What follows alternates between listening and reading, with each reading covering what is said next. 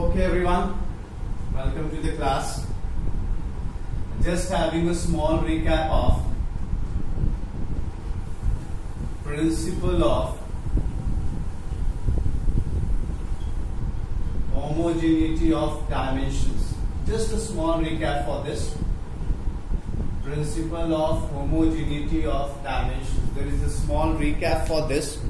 Principle of homogeneity of dimensions.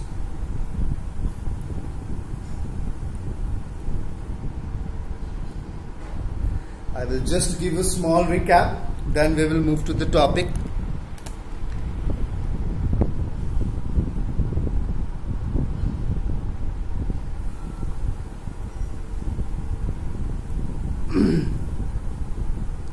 So just seeing the small recap, what was the statement for this? What was the statement for this? Any physical quantity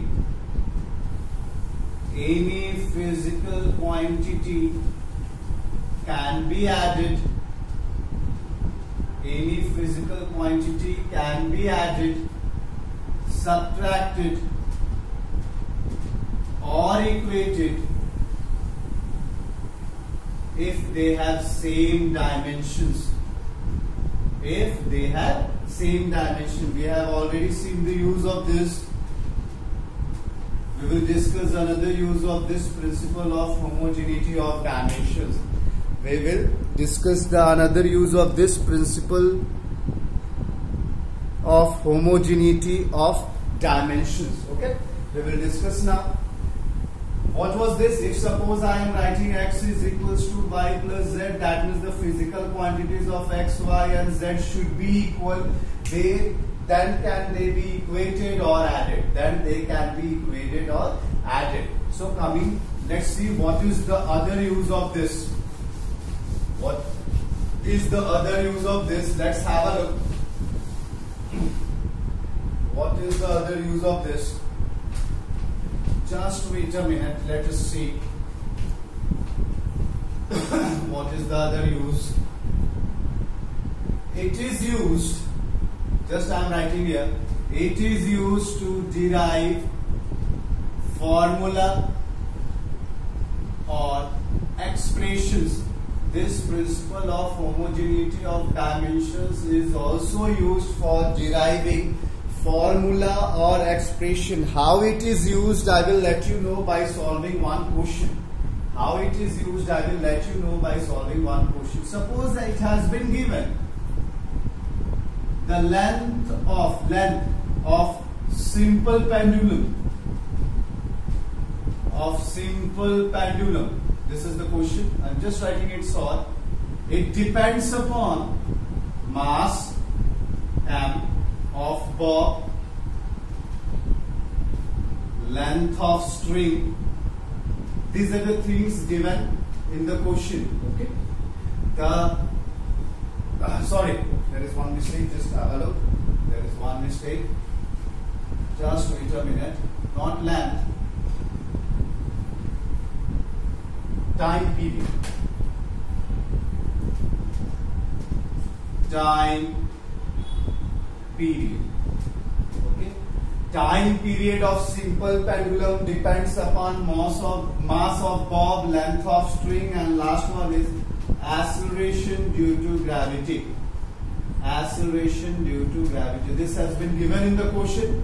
It has been given in the long form. It will be given in the long form that the time period of the simple pendulum depends upon mass of bob, length of string, acceleration due to gravity. I have just written in the short form. What is the question? Derive an expression. Derive an expression for t. This is the question. Derive an expression for t. That means derive an expression for the time period of simple pendulum. This is the question. Again read the question. What is the question? The time period of simple pendulum depends upon mass of bob, length of string, acceleration due to gravity. You have to derive an expression for the time period of simple pendulum. Let us see how we can derive it. Just have a look how we can derive it. Just have a look how we can derive it.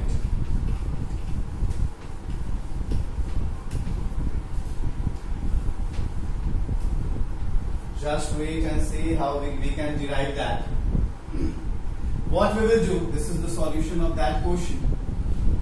This is the solution of that question. What we will do, we will assume that this time period, it has already been given. Now we are assuming this depends upon mass, length and g in this way. It has been given, it depends upon the mass, length and acceleration due to gravity. How that we have to find?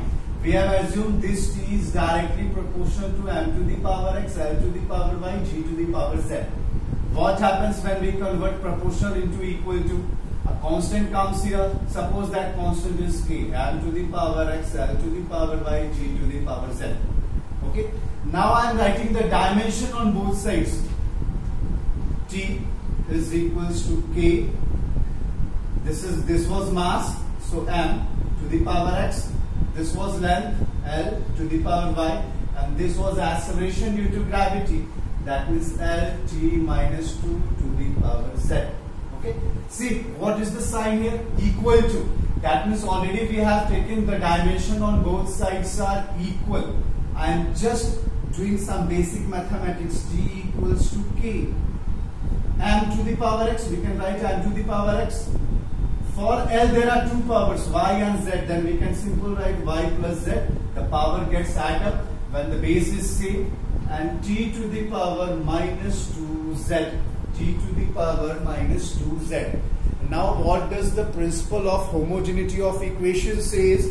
Any physical quantity can be equated only if their dimensions are equal. That means if this is the equal sign, the dimension on both sides should be equal. That means the power should also be equal. Now we will equate the powers.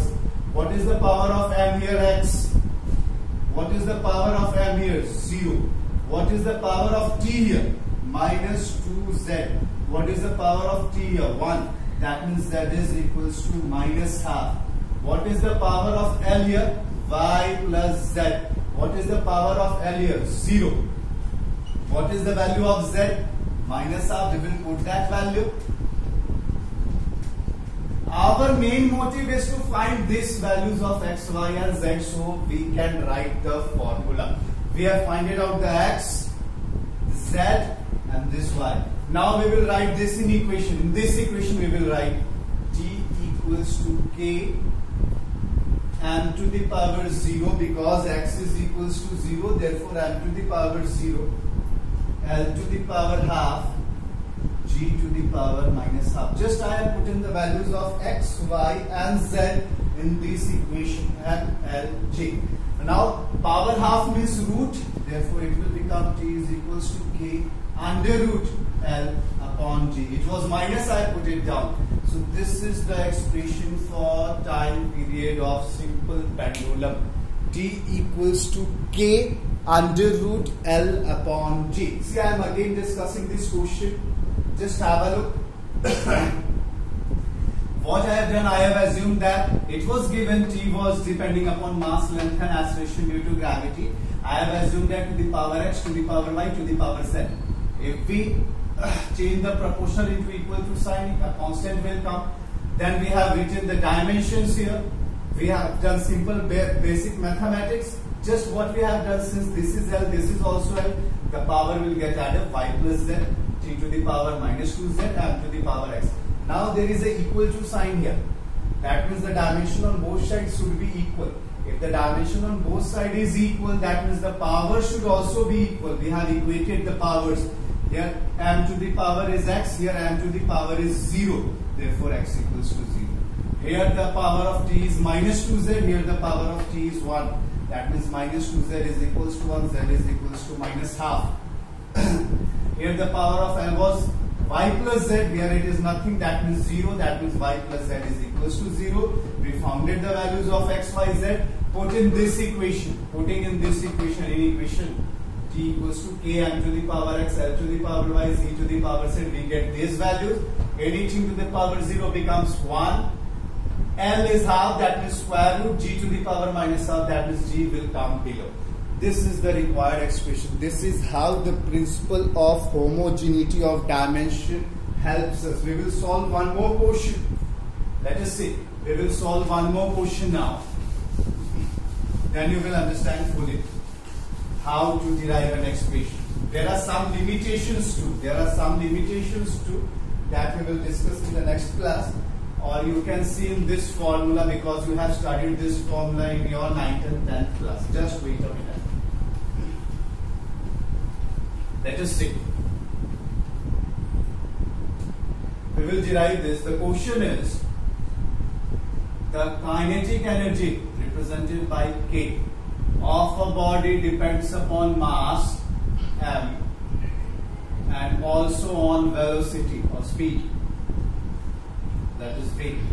Okay, we have to find the formula for kinetic energy. You all know the formula for kinetic energy, but we will find it by principle of homogeneity of dimensions. What we will do, we will assume just let K is proportional to m to the power x, v to the power y. Here, after converting proportional into equal to, we suppose a constant here p. Because K is already here, I am not taking K. We are supposed by some other alphabets, just like this. Now, what is the dimension of kinetic energy? ml square t minus 2, if you remember, should be equals to p m to the power x l t minus 1 to the power y. This is the simplest one. Now, just doing simple basic mathematics is equals to p m to the power x l to the power y t to the power minus 1. Got it? Got it now? What I have done, just suppose m to the power x, v to the power y, change proportional into equal to. I have taken here constant p because k is already here in kinetic energy. Then just put the dimension on both sides. Since there is a equal to sign, the dimension on both sides should be equals. That means now the power should be equals. What is the power of m here? X. What is the power of m here? 1. What is the power of y here? L here. Sorry. What is the power of L? Y. What is the power of y? 2. Got it? Again, if we equate this, it will again becomes 2. See, what is the power of t here? Minus y. What is the power of t here? Minus 2. That means y is equals to 2. Putting this value of x and y in this equation, what we will get? Just have a look. K equals to p m to the power 1, v to the power 2. That means k is equals to p m v square. This is the relation. But what the formula? See, here we got the one limitation of dimensional analysis. What was the formula for kinetic energy? Half mv square. Okay. What was the formula for kinetic energy? Half mv square. What do we get here? K is equals to p mv square. If I put 3 by 2 here, it will be dimensionally correct. If I put 5 by 9 here, then also it will be dimensionally correct. So the limitation of, we got one limitation of dimensional formula is we can't find the values of constants. We cannot find the value of constants through this dimensional analysis. See, we get the formula for kinetic energy equals to p into half mv square. P is a constant here. But we know the value of kinetic energy is half mv square. If I put 3 by 2 mv square, then also it will be dimensionally correct. If I put this 5 by 9 mv square, then it will be also dimensionally correct. Okay? So therefore, this is the biggest limitation of dimensional analysis, that we can't find the values of constants. Get it, everybody? The use of dimensional analysis for finding the expression or formula, and we have got one limitation also, that we can't find the values of constants.